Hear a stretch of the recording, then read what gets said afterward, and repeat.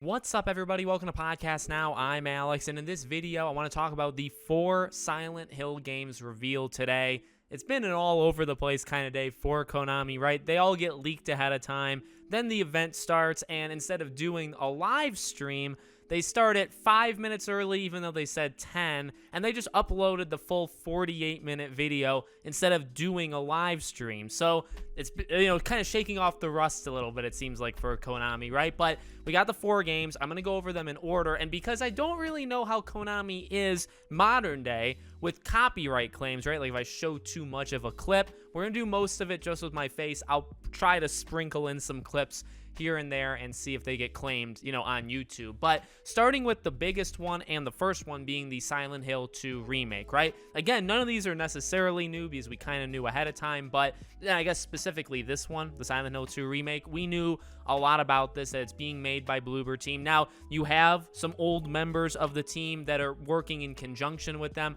very close. At the end of the day, for those that are kind of catching up that didn't know it was Bloober Team, you still see that general disappointment online. Bloober Team has never really, even in my opinion, taken that step to being like a really good developer. They've made games like Layers of Fear, which the first one was good.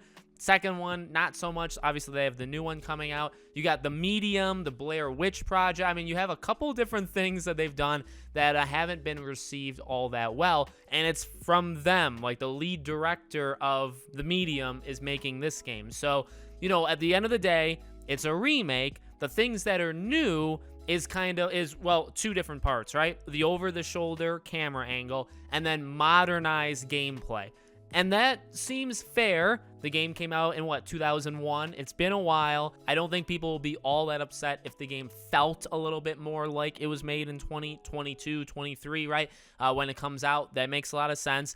And the other smaller, well, not even smaller details, the other outskirt details, I should say, right? Obviously, coming on PS5. Now, here's the deal. It's been rumored, or it was rumored, that it was PS5 console exclusive, but also on PC. Now, when they announced it, including in the graphic, it's only PS5 is the only thing mentioned. So I don't know if it's coming to PC. Outlets are kind of saying it's coming to PC, but we don't know if it's like the same day. They didn't give a date, but we do know it's a 12-month exclusive to PS5. So it's only on PS5. If you're getting it on console after a year, then it would go elsewhere, and it would also be on PC at some point, but we really do not know. So that's number one. That's the first game. That's the biggest game, you could probably argue. It's most prominent, all these P words, right? But that was the first. On to the second game, which is Silent Hill Townfall. Now, this is being developed by No Code, and it's being published by Annapurna Interactive. Now, this is the one that we, again, had also heard of. We didn't know necessarily the name,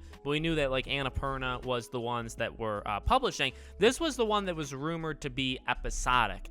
And in terms of the trailer, I'm not going to parse through it to see every small detail, but some of the bigger things to know is that it sounds like it's pretty far away. They had the quick little interview with the developers in which they said it's going to be a while. We're going to be at work for a while. I think a while was his word. But he did say that in the new year, so 2023, they'll have more to show.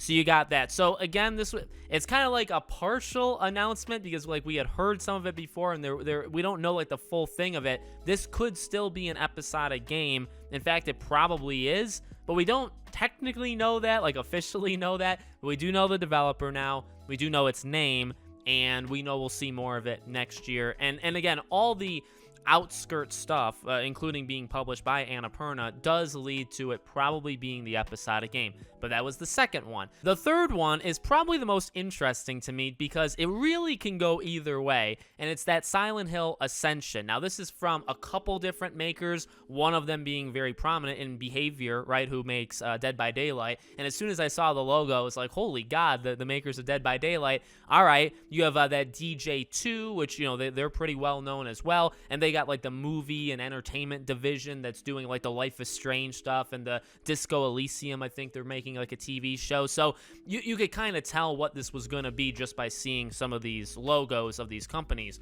But what this seems to be, again, limited information, but it seems to be an interactive game that's kind of like a TV show. So it is a game. You'll be watching what I can only expect to be cutscenes, but you watch it live and you watch it all together with everybody, and then you basically shape the game. Now, whether that's on your phone or whether that's on the computer or whatever you're on, you're gonna be making decisions on the fly. So it's like a choice-based game, but it's live and it's more than one time. And when you, as a collective audience, makes the decision, you shape the literal story and it keeps going, and there is no reset. So I do like this. At the same time, I think this could easily not work. See, and it could be honestly just as simple as if people almost troll it and just kind of pick the worst decisions just to pick it, if there are bad decisions in this game. And so I could see it going wrong for for that way, a couple different ways. But I mean, the creativity there is it's basically like games like Telling Lies, or all of these games that, it's like the real people, although it's not really real. You're playing with the real people, and then you're doing stuff on your phone with your friends on the couch, and you're engaging with the story, and you're changing the story. So it's kind of like that. It's odd. It took them actually a while, I think, to fully describe this game, and I don't even think they did that great of a job. Not that I'm doing much better, but that's the gist of it. And then the final game, Silent Hill F. This one, kind of wild. This seems to be that Silent Hill Sakura, and again, all these code names, right? There was that leak that was Silent Hill Sakura. I'm pretty sure I'm saying it right, hopefully. But it's also known as Silent Hill 5, it's just a new installment, brand new, numbered game in the Silent Hill franchise. And so, we got a trailer. Looks awesome. Then we go to the developers and the story. So the developers that are making it are separate from the storyboard group. The storyboard group, I'm not even going to try to say, number one, who it is, and number two, the things that he's known for, but it seems like people are very, very excited about the story. So I'm going to give them that. The story seems to be well received from people, at least on Twitter. The development team is from the makers of Resident Evil Reverse. Now, they've done more than that. They actually did, I believe, Resident Evil Resistance. They also have done ports for Capcom in general. So they're more than just a one-trick pony studio. They know how to do other things.